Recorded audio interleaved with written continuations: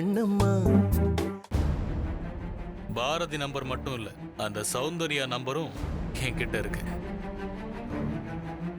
எங்க பாரு, நான் எப்ப நினைச்சாலும் என்னால போன் பண்ணி எல்லா உண்மையையும் சொல்ல முடியுங்கிறத நீ மறந்துடாத. புரியுதா? புரியுது புரியுது. ஷோ, இப்ப நான் என்ன பண்ணணும்? அதான் ஆல்ரெடி சொல்லிட்டேனே. இம்மிடியேட்டா 5 lakhs பணத்தை ரெடி பண்ணிட்டு நான் சொல்ற இடத்துக்கு வா. சரி, எங்க வரணும்? நான் லொகேஷன் மேப் அனுப்புறேன், அங்க வந்துரு. பாய்.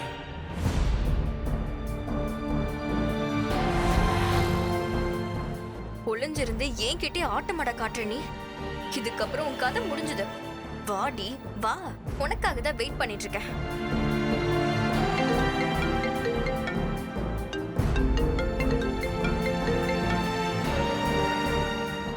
என்ன வெண்பா, சொன்னபடியே பணத்தோட வந்துட்ட போல. Good girl. இதை விட்டு உனக்கு வேற ஆப்ஷன் இல்லைனாலும் சொதப்பாம சொன்னபடி வந்துட்ட பாத்தியா? உன்கிட்ட அந்த பர்ஃபெக்ஷன் தான் எனக்கு பிடிச்சிருக்கு. டேய், தேவையில்லாததெல்லாம் பேசிட்டு இருக்காத. நீ கேட்ட பணத்தை நான் கொண்டு வந்துட்டேன். வந்து ஒழுங்கா வாங்கிட்டு போ. பணத்தை வாங்கினதுக்கு அப்புறம் நீ என் லைன்ல கிராஸ் ஆகவே கூடாது. என்ன அவ்வளவு முட்டாள்னு நினைச்சிட்டியா வெண்பா? நான் நேர்ல வந்து பணத்தை வாங்கிட்டு போவேன், என்ன அடையாளம் கண்டுபிடிச்சு ஆளை வச்சு தூக்கிடலான்னு பாக்குறேன். அதான உன் பிளானு? என்ன வெண்பா, இன்னும் சிறுபுலத்தனமாவே பிளான் போட்டுக்கிட்டு இருக்க? உன் பிளான்லாம் அந்த பாரதி கிட்ட வேணா எடுபடலாம், என்கிட்ட வேலைக்காக. டேய், இங்க பாரு, தேவையில்லாத கற்பனை எல்லாம் பண்ணிட்டு இருக்காத. நான் அப்படிலாம் எதுவுமே யோசிக்கல. நீ நேர்ல வராம பணத்தை எப்படி வாங்குவ? இவ்வளவு தூரம் பிளான் பண்ணவன் அதை பிளான் பண்ண மாட்டானா? வெண்பா, நீ நிக்கிற இடத்துல இருந்து ரைட் சைடு திரும்பி பாரு. அங்க ஒரு குப்பை தொட்டி தெரியுதா? தெரியுது. அதுக்கு பக்கத்துல மறைவா வச்சுட்டு நீ கிளம்பு. ஹலோ,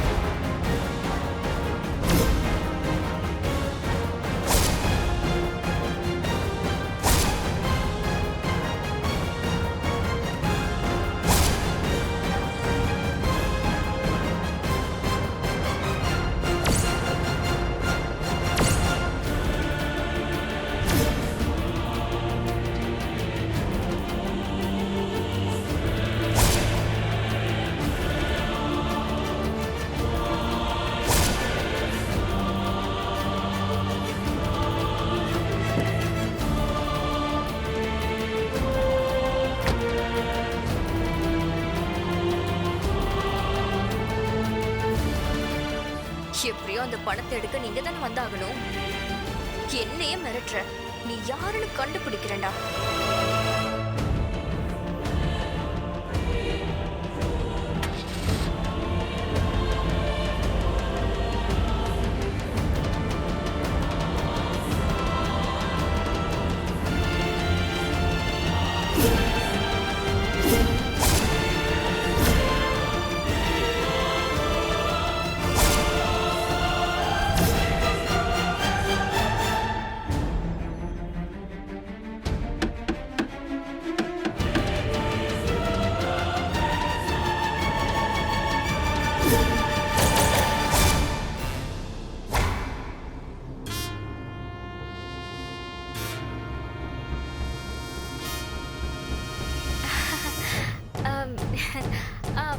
வா.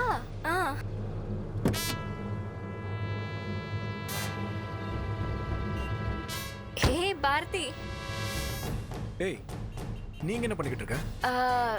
அது வந்து ஒண்ணும் இல்ல, சும்மாதான். எப்பவும் இந்த பக்கம் வாக்கிங் வருவேன். அதே மாதிரி இன்னைக்கும் வாக்கிங் வந்த. வாக்கிங் முடிச்சு அப்படியே கார்ல சும்மா உட்காந்துட்டு இருக்கேன். இல்லையே, யாருக்கோ வெயிட் பண்ணிக்கிட்டு இருக்கிற மாதிரி தான் தெரியுது.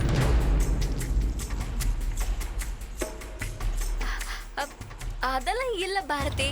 நான் யாருக்கு வெயிட் பண்ண போறேன்? சும்மா அப்படியே கார்ல ரிலாக்ஸா உட்கார்ந்து இருக்கலாமேன்னு வந்தேன். நீ என்ன இந்த பக்கம் வந்திருக்க?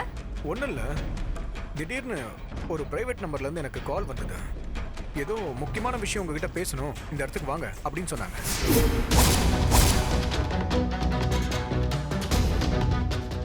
சரி, அப்படியே நான் வந்து பார்த்துட்டு போலான்னு வந்தேன். ஆ, என்னது பிரைவேட் நம்பர்ல இருந்து கால் வந்துச்சா? யார் பேசுனது? என்ன சொன்னாங்க? அதெல்லாம் தெரியல, பேர்லாம் எதுவும் சொல்லல. ஆனா ஏதோ ரொம்ப முக்கியமான விஷயம் பேசணும்னு சொன்னாங்க.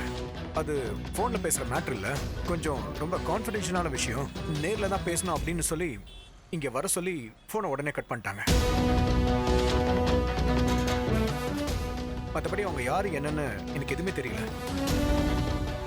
ஆனா என்னடா நீங்க வந்து பார்த்தா நீ இருக்க.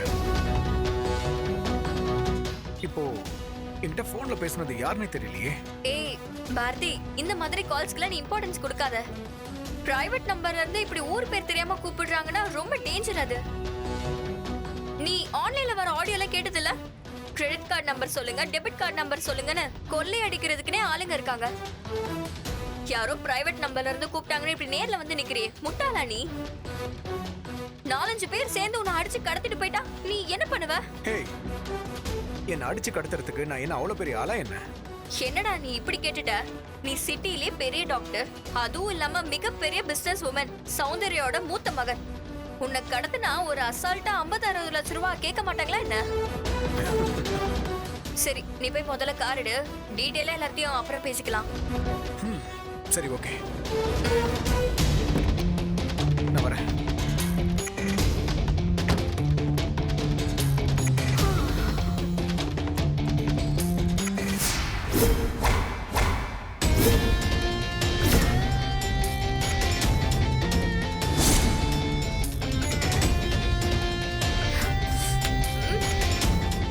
பாரதி இங்க வர வச்சு என்ன டைவர்ட் பண்ணி சூட்கேஸ் எடுத்துட்டு போயிட்டியா? நீ அவ்வளவு பெரிய கிரிமினலா? உன்னை கண்டுபிடிக்கிறேன்டா.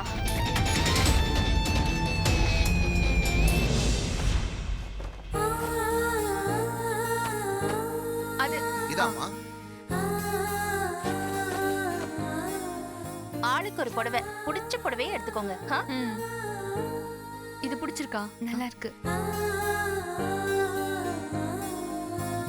அங்க இருக்கிற நிமி. பர்பிள் கலர் எடுங்க. அம்மா. அதான். என்ன அப்படியே பாத்துட்டு இருக்க? உனக்கு பிடிச்ச புடவையை நீயும் எடுத்துக்கோ. சரிங்கம்மா.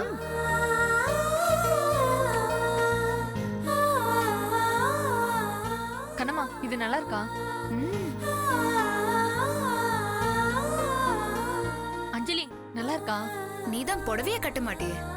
இப்ப கட்டலன்னா என்ன, அப்புறமா கட்டுவேன்ல. இப்பவே எடுத்து சேர்த்து வச்சுக்கிறியா? ஒரு நிமிஷம் இரு கண்ணம்மா. நீ அந்த புடவையெல்லாம் எடுக்காத.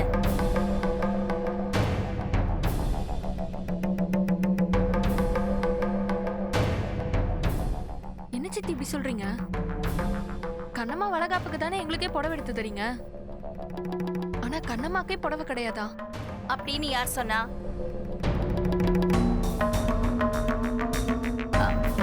ஒரு லட்சம் ரூபாய்க்கு நல்ல நல்ல புடவையெல்லாம் எடுத்துட்டு வர சொல்லியிருந்தேனே, எடுத்துட்டு வந்திருக்கீங்களா? எடுத்துட்டு வந்திருக்கோமா? எடுத்து காட்டுங்க. ஒரு நிமிஷம்.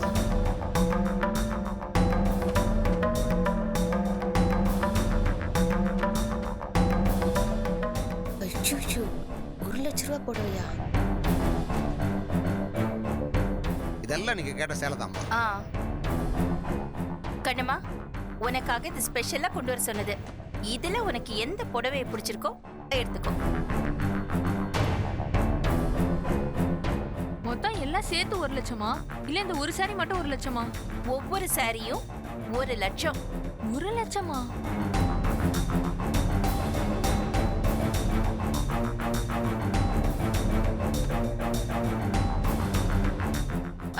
கண்ணம்மா பாரு. எனக்கு எதுக்கு அத்த இவ்ளோ காஸ்ட்லி சாரிலாம்? வேண்டாமே. நீ இப்படி சொல்வேன்னு எனக்கு நல்லாவே தெரியும். இது உன் வளகாப்புக்கு நான் வாங்கி தர சாரி. வேண்டான்லாம் சொல்லக்கூடாது. உனக்கு பிடிச்ச சாரிய நீ எடுத்துக்கோ.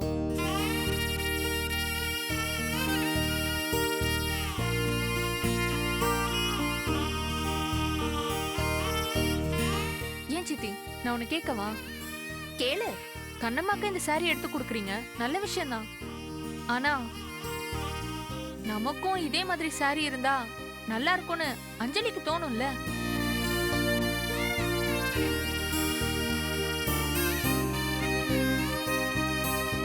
நல்ல கேள்விதான் அறிவு. ஆனா இப்ப கர்ப்பமா இருக்கிறது யாரு? வளகாப்பு நடக்கிறது யாருக்கு? ஒரு வீட்ல விசேஷம்னா யாருக்காக அந்த விசேஷம் நடக்குதோ அவங்களுக்கு ஸ்பெஷலா வாங்குறது சகஜம் தானே.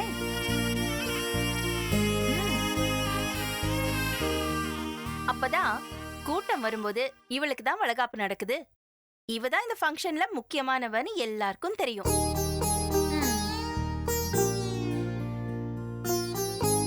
இவ கெட்ட கேட்டுக்கு 1 லட்ச ரூபாய்க்கு சரியா? நந்தினி அம்மாக்கு மட்டும் எடுத்து கொடுத்தாங்க, அப்படியே தங்க சிலை மாதிரி ஜொலிப்பாங்க. போயும் கண்ணம்மாக்கு இந்த மாதிரி காஸ்ட்லி சரி. அந்த கீழே இருக்கிற சாரியை அவ கோச்சிட்டு போறா சித்தி. தெரியுது. அதுக்கெல்லாம் ஒண்ணுமே பண்ண முடியாது.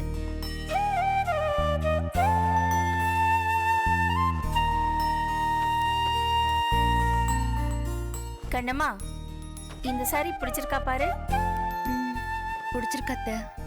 வச்சு பாரு, அப்பதான் தெரியும். நல்ல கலையா லட்சணமா இருக்கு. எப்பவுமே இந்த மாதிரி பளிச்சுன்னு ட்ரெஸ் பண்ணு. மண்ணு கலர்ல, அழுக்கு கலர்ல இந்த மாதிரிலாம் ட்ரெஸ் பண்ணாத. பிரைட்டா ட்ரெஸ் போட்டு இவ தான் கண்ணமான்னு பளிச்சுன்னு தெரியணும். சரிங்க அத்த.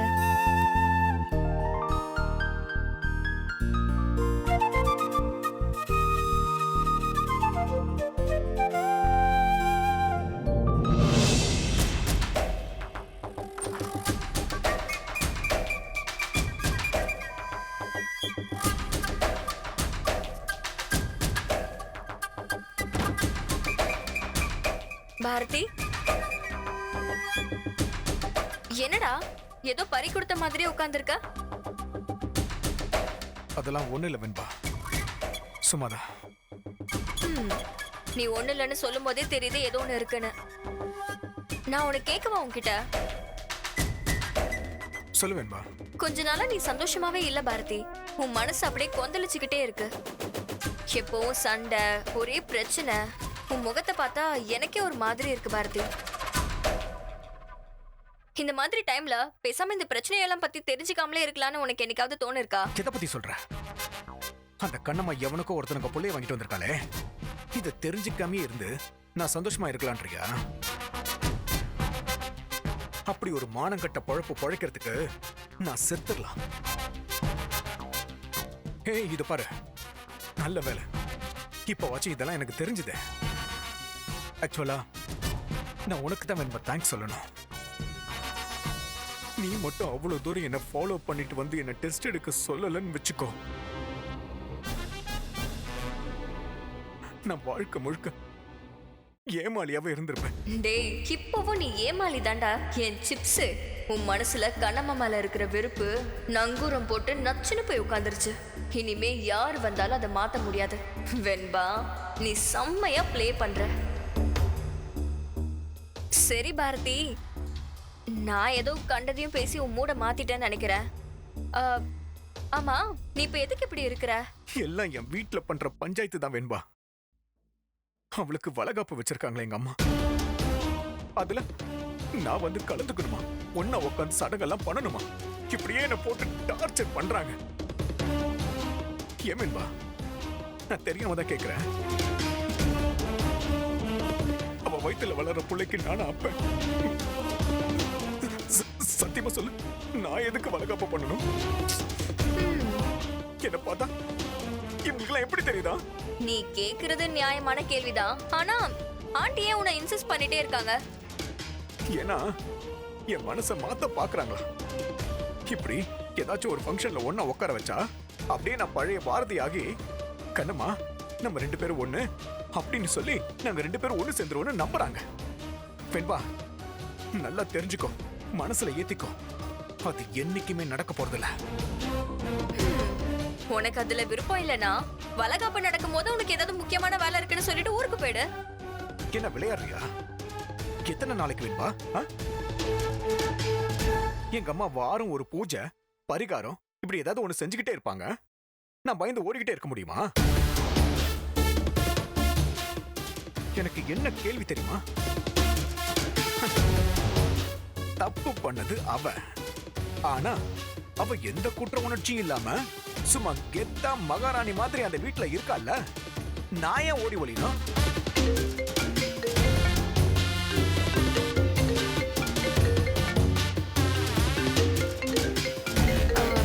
ஒரு நிமிஷம் பாரதி.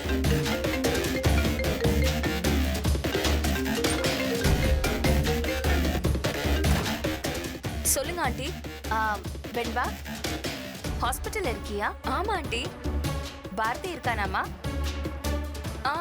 இப்பதான் ஆண்டி அவன்கிட்ட பேசிட்டு வந்தேன். இல்ல, நான் உனக்கு ஃபோன் பண்ணது வேற விஷயம்மா. கண்ணம்மாக்கு வீட்ல வளகாப்பு வச்சிருக்கேன். அதுக்காக தான் உனக்கு கால் பண்ணிருக்கேன். நல்ல விஷயம் தான் ஆண்டி. வயித்துல குழந்தையோட இருக்கிற நேரத்துல கண்ணம்மாவுக்கும் இது ஆறுதலா இருக்கும்ல. என்னோட விஷயம் அவளுக்கு சொல்லிடுங்க. அப்படியே போன்லயே சொல்லிடலான்னு நினைச்சிடாத. நீ நேர்ல வந்து விஷ் பண்ணணும். உன்னை வளகாப்புக்கு கூப்பிடுறதுக்கு தான் உனக்கு நான் ஃபோன் பண்ணேம்மா. கண்டிப்பா வந்துடுறேன் ஆண்டி. அப்புறம் வெண்பா, உன்கிட்ட ஒரு விஷயம் கேட்கணும்மா. பாரதி கிட்ட இப்போ நான் சொல்றதை விட, ஏன் கண்ணம்மா சொல்றதை விட நீ சொல்றதா அவன் கேக்குறான். ஆண்டி, நீங்க என்ன சொல்றீங்க? ஒரு ஃப்ரெண்டா உன் மேல அந்த அளவுக்கு அவன் நம்பிக்கை வச்சிருக்காம்மா. அதனால்தான் என் மேல அவனுக்கு கோபம் வரும்போது எல்லாத்தையும் மனசை விட்டு அவன் உன்கிட்ட சொல்லிட்டு இருக்கான். ஓ, அத சொல்றீங்களா? கண்ணம்மாவோட வளகாப்புக்கு பாரதி இருக்கணும். அத அவன் கிட்ட சொன்னா வழக்கம் போல முறைச்சிட்டு போயிடுவான். அவன் எப்படியாவது இந்த ஃபங்க்ஷன்ல இருக்கணும்மா. அதுக்கு நீதான் ஏதாவது செய்யணும். நான் எப்படி ஆண்டி? அதெல்லாம் அது உங்க ஃபேமிலி பர்சனல் விஷயம். அவனோட பர்சனல் எதுவுமே உனக்கு தெரியாதா? ராத்திரி 1 மணிக்கு கூட ஃபோன் பண்ற அளவுக்கு 2 பேரும் நல்லா க்ளோஸா தானமா இருக்கீங்க?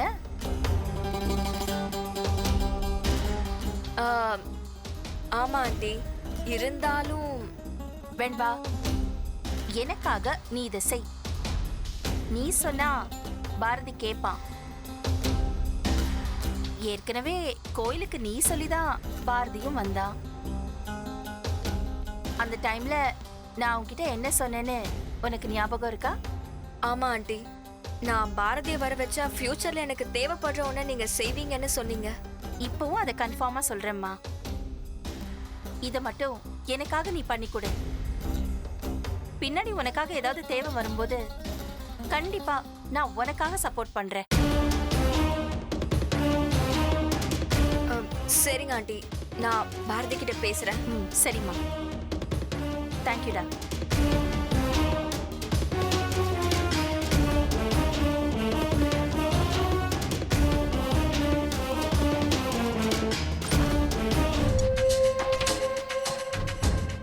அப்புறம் பாரதி என்ன டிசைட் பண்ணிருக்க? எதை பத்தி கேக்குற? அதான்டா, வளகாப்புக்கு நீ போறத பத்தி. அதுல டிசைட் பண்ண என்ன இருக்கு? வெண்பா, நிச்சயமா சொல்றேன், நான் கண்டிப்பா போறதில்ல. ஆனா இப்போ எனக்கு என்ன தோணுதுன்னா பாரதி, வளகாப்பு நீ அட்டெண்ட் பண்றதுதான் பெட்டர்னு நினைக்கிறேன். என்ன வெண்பா அப்படியே மாத்தி பேசுற? ஹே, நான் எங்கடா மாத்தி பேசினேன்? என் மனசுல தோன்றத நான் உன்கிட்ட சொன்னேன். நான் எதுக்கு சொல்றேன்னா, ஏற்கனவே நீ வேற கண்ணம்மா கிட்ட சரியா பேசுறது இல்ல. அது இதுன்னு உன் வீட்டுல உன் மேல பயங்கர கோவத்துல இருக்காங்க. சோ இப்போ இந்த மாதிரி ஃபங்க்ஷன்ல நீ இல்லாம போயிட்டேன்னு வச்சுக்கோ, கடைசி வரைக்கும் உன் மேல ஒரு பழியாவே ஆயிடும். அப்புறம் காலங்காலத்துக்கும் இத பத்தி உன்கிட்ட சொல்லிக்கிட்டே இருப்பாங்க. சும்மா பேருக்கு அங்க போயிட்டு பல்ல கடிச்சு நின்னுட்டு வா பாரதி. வாய்ப்பே இல்ல வெண்பா. எனக்கு அங்க எவ்வளவு அவமானமா இருக்குன்னு உனக்கு தெரியுமா? அவளை பார்க்கும் போதெல்லாம் எனக்கு எவ்வளவு ஆத்திரமா இருக்கும் தெரியுமா? எனக்கு புரியுது பாரதி. ஆனா உங்க அம்மாக்கு வேற இப்போ உடம்பு சரியில்லை. ஃபங்க்ஷனுக்கு சொந்தக்காரங்கன்னு எல்லாரும் வருவாங்க. எல்லாரும் மத்தியிலயும் உங்க அம்மா அவமானப்படணுமா என்ன? ஏற்கனவே உங்களுக்கு பிபி வேற இருக்கு. நீ போலனா இன்னும் பிபி அதிகமாகி ஏதாவது பிரச்சனை ஆயிடுச்சுன்னா உன்னால அதை தாங்க முடியுமா என்ன? கண்ணம்மா மேல இருக்க வெறுப்புனால நீயே உங்க அம்மாக்கு ஒரு பெரிய பிரச்சனை ஆயிடாத. அவ்வளவுதான் நான் சொல்லுவேன். இப்ப என்னதான் என்ன பண்ண சொல்ற வெண்பா? அதையாவது தெளிவா சொல்லு. வளகாப்புக்கு போடா. ஒரு அரை மணி நேரம் அங்க இரு. இந்த சந்தனம் பூசுறது வளையல் போடுறதுன்னு பண்ணுவாங்க. அவ்வளவுதான் முடிஞ்சது. அப்புறம் கிளம்பி வந்துகிட்டே இரு. யாருக்கும் எந்த பிரச்சனையும் இருக்காது. இதுவே நீ போகாம விட்டேன்னு வை, இதையே ஒரு மாசத்துக்கு பிரச்சனை பண்ணுவாங்க.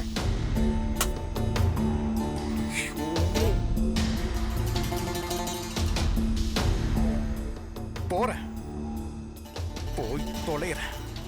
போதுமா?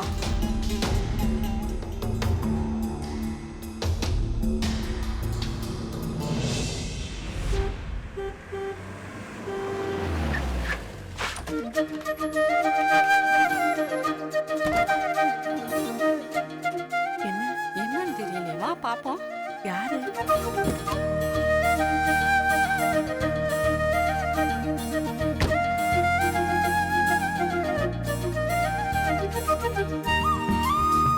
அண்ணி வாங்க, நீ உள்ள வாங்க. வாங்கம்மா. வரணும் வரணும். வராதவங்க வந்திருக்கீங்க, உள்ள வாங்க.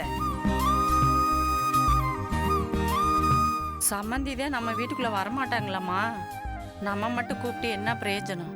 ஏய், இது நம்ம வீடு இல்லடி, அவங்க வீடு. நாம அதுல குடியிருக்கோம், அவ்வளவுதான். தெளிவா சொல்லுடி. ஆமா சம்மந்தி, எங்க அம்மா சொல்றது சரிதான். நீங்க எங்க வீடுன்னு நினைச்சு உள்ள வர வேணாம், உங்க வீடுன்னு நினைச்சு உள்ள வாங்க. சரி வாங்க, உள்ள போலாமா? வாங்க சம்மந்தி, உள்ள வாங்க.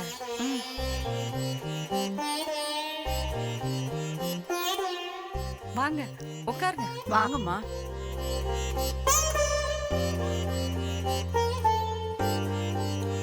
என்னடா என்னைக்கும் இல்லாம இந்த சௌந்தர்யா அவளே இந்த வீடு தேடி வந்திருக்காளேன்னு நினைக்காதீங்க.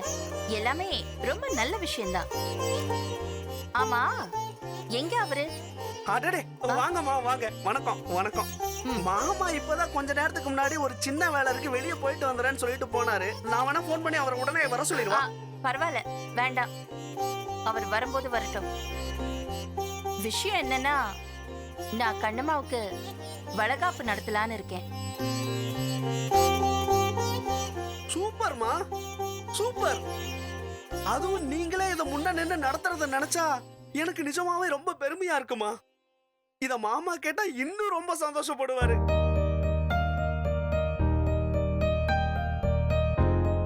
ஆனா வளகாப்பெல்லாம் பொதுவா பொண்ணோட பிறந்த வீட்டுல தான் பண்ணுவாங்க. எப்படி எடுத்து கொடுக்குறியான்னு பாரு. விஷம் விஷம். என்ன பண்றது, அப்படிதான் செய்யணும். அத செய்ய வேண்டியவங்க செய்யலன்னா நாம சும்மா பார்த்துட்டு இருக்க முடியுமா? கண்ணம்மா வயித்துல இருக்கிறது என்னோட பேர குழந்தை, எங்க வீட்டோட வாரிசு. அதுக்கு எந்த குறையும் வைக்காம ராஜ மரியாதையோட வரவேற்கணும். அதானே, வீடு தேடி வந்து குத்தி காட்டலன்னா உங்களுக்கெல்லாம் தூக்கமே வராதே. நீங்க ஏன் வளகாப்பு நடத்தலன்னு நான் கேட்க போறதில்ல, அது உங்களோட இஷ்டம். நீங்க கேட்டாலும் எங்க அக்கா நடத்தாது, ஏன்னா அதோட டிசைன் அப்படி. ஆனா நான் ஜாம் ஜாம்னு நடத்த போறேன். அதுக்கு நீங்க எல்லாருமே வரணும். அந்த ஃபங்க்ஷனுக்கு உங்களை கூப்பிட்டுட்டு போலாம் தான் வந்தேன். எடுத்துட்டு பாப்பா. கொடு.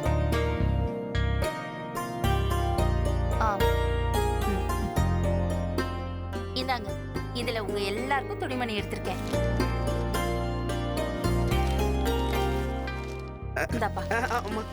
நன்றி சம்மந்தியம்மா, இதெல்லாம் எதுக்கு? வானா வந்துட போறோம். ஏன் சந்தோஷத்துக்கு வச்சுக்கோங்க. இன்னொரு முக்கியமான விஷயம், உங்க வீட்ல இருந்த அக்காவையும் தங்கச்சியையும் என்னோட 2 பசங்களுக்கும் கல்யாணம் பண்ணி வச்சிருக்கேன். அதுல மூத்தவ கண்ணம்மா இப்போ கர்ப்பமா இருக்கா. இப்போ இளையவ அஞ்சலி கிட்ட இருந்து இந்த மாதிரி ஒரு நல்ல செய்தியை நான் எதிர்பார்க்கிறேன். அவளுக்கும் ஒரு குழந்தை பிறக்கணும். குழந்தை குட்டின்னு வீடு விருத்தி ஆகணும். ஆனா அஞ்சலிக்கு அதுல விருப்பம் இல்லாத மாதிரி தெரியுது. இல்லையேம்மா, அப்படியெல்லாம் இல்ல. எனக்கு அப்படி தோணுது. நீங்க அவளை பார்க்கும்போது கொஞ்சம் எடுத்து புத்திமதி சொல்லுங்களேன். கல்யாணம் ஆகி கொஞ்ச நாள் அப்படியே போயிட்டே இருக்கு. குழந்தை எல்லாம் வயசுலதான் பெத்துக்க முடியும். புரியுது சமந்தி, நான் அவகிட்ட சொல்லிக்கிட்டு தான் இருக்கேன். திரும்ப வேணா பேசுறேன். சரி, ஓகே. அப்போ நான் கிளம்புறேன். அப்புறம் எல்லாரும் மறக்காம வந்துருங்க. கண்டிப்பாமா. நீங்க வாங்க. சரி வாங்க அக்கா, அனுப்பிச்சிட்டு வந்துடுறேன். போயிட்டாங்க, உட்காரு. இந்தா.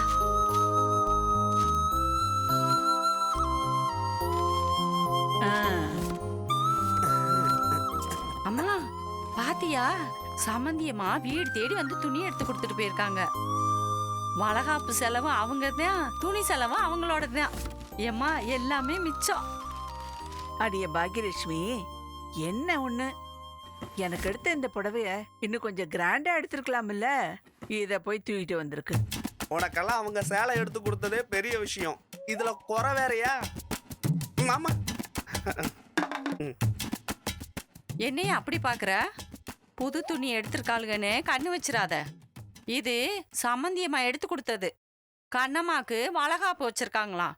அதுக்கு கூப்பிடுறதுக்காக இப்பதான் வந்துட்டு போனாங்க.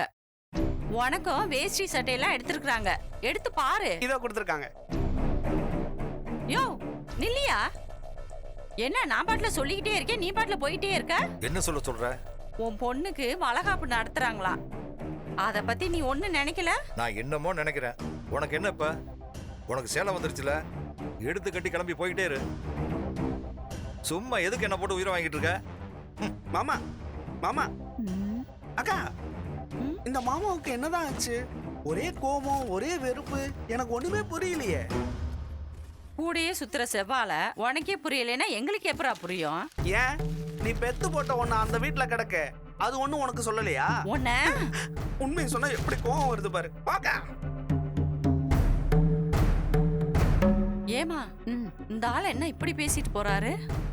இதுவே முன்னாடியா இருந்தா இனி யார தாண்டி தலையிலா குதிச்சு நம்மள வெறுப்பேத்தி இருக்க மாட்டாரு? அத விடுறி, கத்திரிக்காய் முத்தனா கடத்தருக்கு வந்து தானே ஆகணும். சரி சரி வா.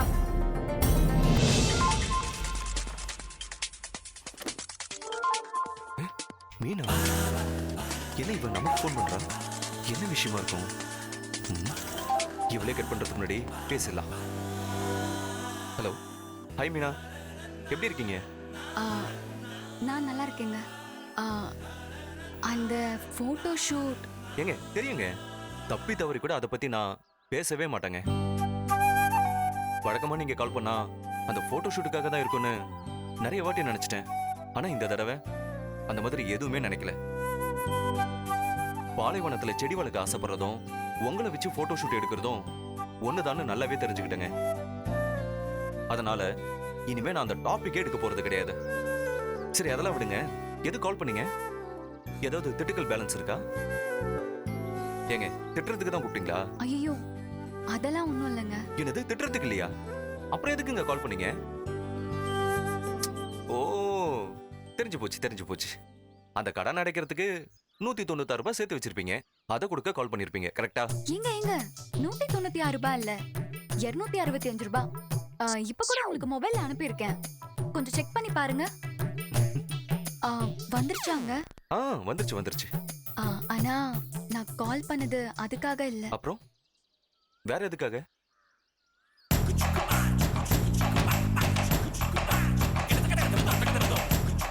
அது வந்துங்க. ஏன் தயங்குறீங்க? தைரியமா சொல்லுங்க. இவ்ளோ பழகினதுக்கு அப்புறம் என்ன மீனா தயக்கம்? ஏய் மீனா, யாரடி நீ? இந்த சிடுமூஞ்சி அக்கில உன்கிட்ட குழஞ்சு பேசுறானா? நீ என்ன அவ்வளோ பெரிய ஆளா? இல்லங்க, அது என்ன திட்டுறதுக்கு நான் மட்டும் சரளமா பேச்சு வருது, இப்ப ஏன் பேச்சு வர மாட்டேங்குது? மென்னு முழுங்குறீங்களே. அந்த போட்டோ ஷூட்டுக்கு ஓகே சொல்லதான் நான் ஃபோன் பண்ணேன். வாட் மீனா நிஜமாவா சொல்றீங்க? ஏங்க இவ்வளவு சீக்கிரம் ஓகே சொல்வீங்க நான் எதிர்பார்க்கவே இல்லைங்க.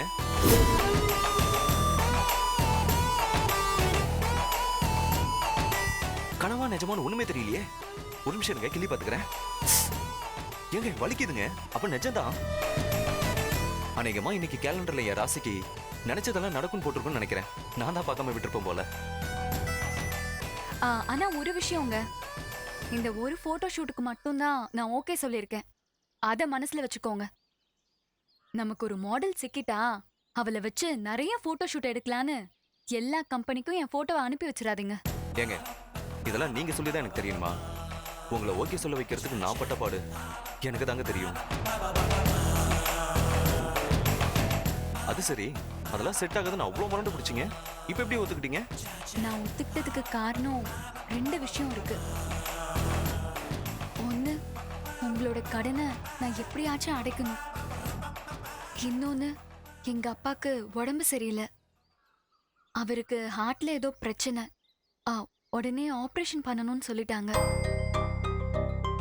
அதனால ட்ரீட்மெண்ட் செலவுக்கு ஒரு 2 லட்சம் ரூபாய் பணம் வேணும்னு சொல்லிட்டாங்க. அவ்வளோ பணத்துக்கு நான் எங்கெங்க போவேன்? ஓ அப்படியாங்க? ஆமாங்க. எங்க அப்பா உடம்புக்கு பிரச்சனை இருக்கிற இந்த நேரத்துல என்னோட பிடிவாதத்தை விட அவரோட உயிர் தானங்க முக்கியம். அதனாலதான் நான் ஓகே சொன்னேன். எப்படியோ நீங்க ஓகே சொன்னீங்களே, அதுவே பெரிய விஷயங்க. டே அகில், நீ இந்த அளவுக்கு போயிட்டியா? ஒரு காலத்துல உன்னை ஏன் பின்னாடி அலைய விட்டுருக்கேன், கெஞ்சி விட்டுருக்கேன். அதுக்காக என்ன சும்மா வெறுப்பேத்த தான் இப்படி பண்றேன்னு நினைச்சேன். ஆனா நீ இந்த லெவலுக்கு இறங்கிட்டல. நீ ரிஜெக்ட் பண்ற அளவுக்கு நான் ஒன்றும் அவ்வளோ முக்கியமான பொண்ணு கிடையாது. இப்போவும் எனக்கு எவ்வளோ ஃபேன்ஸ் இருக்காங்கன்னு தெரியுமா? விட மாட்டேன் அகில், உன்னை விடவே மாட்டேன். மீனா, அப்பாவோட ஹெல்த் கண்டிஷன் நினைச்சு ரொம்ப கவலைப்படாதீங்க. எங்களுக்கு சொந்தமாக ஒரு ஹாஸ்பிட்டல் இருக்கு. என் அண்ணன் கூட ஒரு டாக்டர் தான். உங்க அப்பாவை அங்கே கூட்டிட்டு வாங்க. பணத்தை பத்தியெல்லாம் யோசிக்கவே யோசிக்காதீங்க. ட்ரீட்மெண்ட்லாம் பார்த்துக்கலாம். சரிங்களா? சரிங்க, ரொம்ப தேங்க்ஸ். எப்போ கூட்டிட்டு வரீங்க அப்பாவை? வரும்போது கண்டிப்பா நான் உங்களுக்கு ஃபோன் பண்ணிட்டு வரேன். சரி, பை மீனா. பை.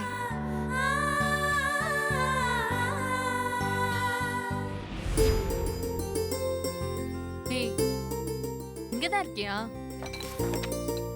உன்னை காணோன்னு வீடு ஃபுல்லா தேடிட்டு இருக்கேன். நீ என்னடானா இங்க வந்து உட்கார்ந்திருக்க? ஏன் என்னாச்சு அறிவு? வளகாப்பு பொண்ணு உன்னை ரெடி பண்ண வேண்டாமா? உனக்கு மருதாணி போட்டு விட தான் தேடினேன். சரி, கை காட்டு. இப்ப எதுக்கு இதெல்லாம்? என்ன கண்ணம்மா இப்படி ஒரு கேள்வியை கேட்ட? நாளைக்கு உனக்கு எவ்வளவு முக்கியமான நாள்.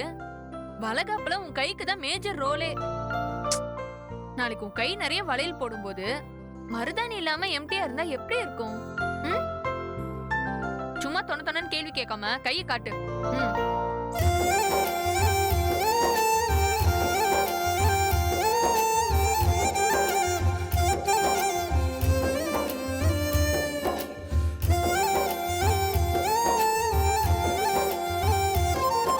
கண்ணம்மா, எனக்கு ஒரு டவுட். கர்ப்பமா இருக்கிற பொண்ணுங்களுக்கு வளகாப்ப வச்சா அவங்க சந்தோஷமா இருப்பாங்க, ஓகே. ஆனா அதுக்கே கை நிறைய கண்ணாடி வளையல போடுறாங்க. தங்க வளையலா போட்டு குளிப்பாட்டலாம்ல. என்னதான் பவுன்ல வளையல் போட்டாலும் வைரத்துல வளையல் போட்டாலும் அதுல யூஸ் இல்ல அறிவு. இந்த நேரத்துல கண்ணாடி வளையல் தான் போடணும். ஓ, கருவுல இருக்கிற குழந்தைக்கு 20 வாரம் முடிஞ்சதும் காது கேக்குற சக்தி வந்துருமா. அப்போ நம்ம கண்ணாடி வளையல் போட்டோம்னு வச்சுக்கோ, கலகல கலகலன்னு சவுண்ட் கேட்டுட்டே இருக்கும். அந்த சத்தம் குழந்தைக்கு தாலாட்டு மாதிரி இருக்குமா. பாப்பாவுக்கு ஒரு பாதுகாப்பு உணர்வை கொடுக்கும். அது மட்டும் இல்ல அறிவு, இந்த கண்ணாடி வளையல் சத்தம் குழந்தையோட நரம்பு மண்டல வளர்ச்சியையும் தூண்டுமா. வாவ், கண்ணாடி வளையலுக்குள்ள இவ்ளோ மேட்டர் ஒளிஞ்சிருக்கா? அது சரி, இதெல்லாம் உனக்கு எப்படி தெரியும்? இதெல்லாம் பாரதி மாமா என்கிட்ட நல்லா பேசிட்டு இருக்கும்போது சொன்னது. அப்புறம் இன்னொரு விஷயத்த மறந்துட்டேன் பாரு. என்ன? வளகாப்புல போடுற கண்ணாடி வளையல் உடையக்கூடாதுன்னு சொல்லுவாங்க. அது ஏன்னு தெரியுமா? போச்சுடா, கை நிறைய கண்ணாடி வளையல போட்டு அது உடையவே கூடாதுன்னா எப்படி? வளையல் உடைஞ்சா கெட்ட சகுனமா? அதெல்லாம் இல்ல. கர்ப்பமா இருக்கிற பொண்ணுங்க எந்த வேலையையும் அவசரப்படாம ரொம்ப நிதானமா செய்யணுமா. ஆனா எல்லாராலையும் அப்படி கவனமா இருக்க முடியுமா? அதுக்காக தான் உடையற மாதிரி கண்ணாடி வளையல் போட்டுக்க சொல்லுவாங்க. ஓ, ஒருவேளை அது உடைஞ்சிருச்சுன்னா இந்த மாதிரி கஷ்டமான வேலையெல்லாம் செய்ய வேண்டான்னு டிசைட் பண்ணிக்கலாம்ல. செம்ம இல்ல? ம். நம்மள கண்ட்ரோல் பண்றதுக்கு நம்ம கையிலே ரிமோட் வேற கொடுத்திருக்காங்க.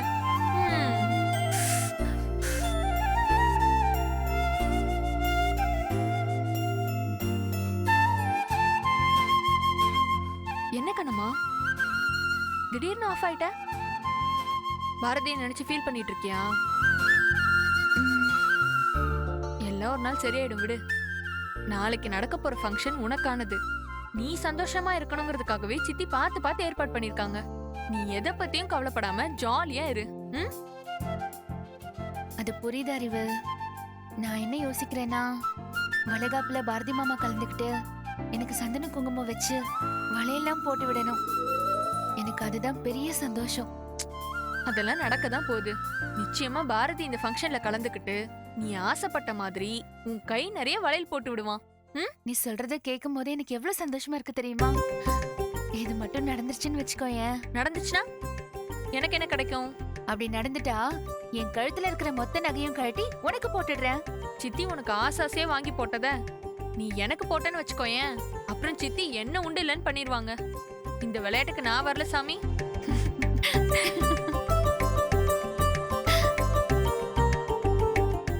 டேய் பாரதி, இங்க வா. இங்க வாடா. வளகாப்புக்காக கண்ணம்மாக்கு மருதாணி போட்டு விட்டுட்டு இருக்கேன் பாரதி. இவதான் நாளைக்கு விழா நாயகி. இவளுக்கு மருதாணி போட்டா விழா நாயகன் உனக்கு மருதாணி போட வேண்டாமா? நீ உட்காரு, உனக்கு போட்டு விடுறேன். எதுக்குடா முறைக்கிற? வேணும்னா கை முழுக்க மருதாணி போடாம என் உயிர் கண்ணம்மா அப்படின்னு கையில மட்டும் எழுதி விட்டுருவா.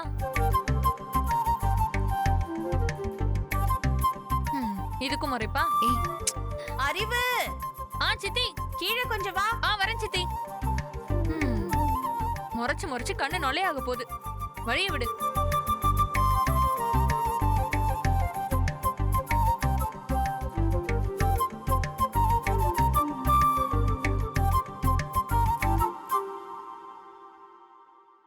மாமா, ஒரு நிமிஷம். இங்க போறதுக்கு முன்னாடி கொஞ்சம் இந்த ஃபேனை மட்டும் போட்டுட்டு போறீங்களா?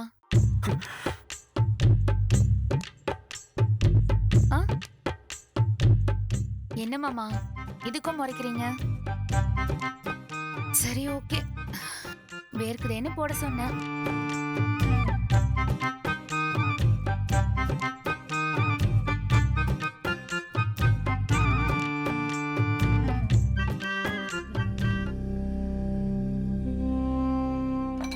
இந்தா வெம்பா ஸ்நாக்ஸ். எனக்கு வேணாம். ஏய், என்னாச்சு? மூஞ்சி ஒரு மாதிரி டல்லா இருக்கு. Any problem? அதெல்லாம் இருக்கட்டும், நான் உங்ககிட்ட ஒண்ணு கேட்கணும். கேளு வெம்பா. என் வாழ்க்கையில என்னை பத்தி அதிக ரகசியம் தெரிஞ்ச ஒரே ஆள் நீங்க தான். நான் ஹேமாவை கொன்னது, பாரதிக்கு குழந்தை பெத்துக்கிற சக்தி இல்லைன்னு பொய் சொன்னது, இப்போ கண்ணம்மாவை கொல்ல பிளான் பண்றது, பாரதி ஆடிய ஆசைப்படுறது, இது எல்லாம் உங்களுக்கு தெரியும் இல்லையா? எஸ் தெரியும். ஏன் கேக்குறப்போ? இல்ல, இதெல்லாம் தெரிஞ்சிருக்கிற நீங்க என்ன மிரட்டி பிளாக்மெயில் பண்ணி பணம் சம்பாதிக்கணும்னு என்னைக்காச்சும் நினைச்சிருக்கீங்களா சித்தப்பா? நிறுத்துங்க. என்ன சிரிக்கிறீங்க? வெண்பாத பாரு, உன்னை மிரட்டினவனுக்கு அவங்க அது என்ன ஆகும் அவனுக்கு தெரியாதா? தெரிஞ்ச ஒருத்த போய் தண்ணீர் அறையில மோதுவானா? தெளிவா சொல்லுங்க. நீங்க நினைப்பீங்களா மாட்டீங்களா? வெம்பா, நான் உன் சித்தப்பா. நான் எதுக்கு உன்னை மிரட்ட போறேன்? ஓ நலத்துக்காக அப்பப்போ போதையில 4 வார்த்தை அட்வைஸ் பண்ணுவேன் தவிர உன்னை பிளாக்மெயில் பண்ற அளவுக்கு நான் மட்டமானவன் கிடையாது.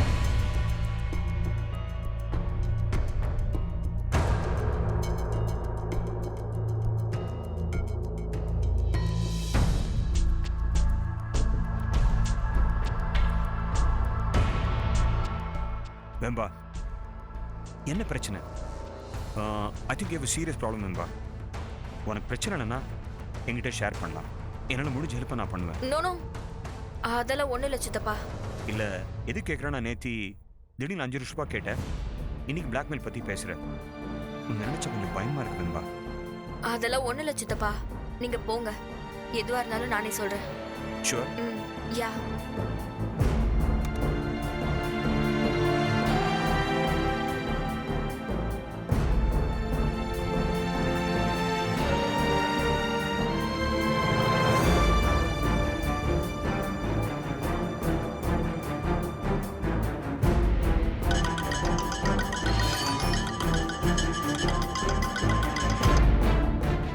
ஹலோ, சொல்லுங்க மேடம். ஹே, நீ அந்த வீட்டுக்கு கொலை பண்ண போனியா இல்ல விருந்து சாப்பிட போனியா?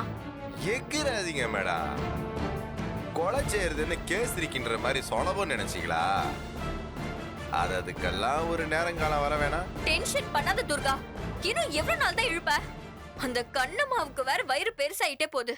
இப்போ வலகாப்பு வேற வச்சுட்டாங்க. மேடம், நான் நீங்க சும்மாலாம் இல்லையே. நேத்து கூட பஞ்சு மிட்டாயில விஷத்தை தடவி நான் அவ கையில கொடுத்தேன். அவ அதை சாப்பிட போறதுக்குள்ள அந்த சௌந்தர்யத்தை தடுத்துட்டாங்க. மேடம், சும்மா சொல்ற நினைக்காதீங்க. அந்த கண்ணம்மாக்கு நல்ல நேரம் ரொம்ப ஸ்ட்ராங்கா இருக்கு. அத நான் என்ன செஞ்சாலும் அவ தப்பிச்சுக்கிட்டே இருக்கா. ஹே, இந்த ஜோசியம் பாக்குற வேலையெல்லாம் என்கிட்ட வச்சுக்காத. நாளைக்கு அவளோட வலகாப்பு. அதுக்கு நிறைய பேர் வருவாங்க. அதுலயாச்சும் ஏதாச்சும் செஞ்சு அந்த கண்ணம்மாவோட கதையை முடிக்கிற வழிய பாரு. அப்படி சொல்றீங்களா?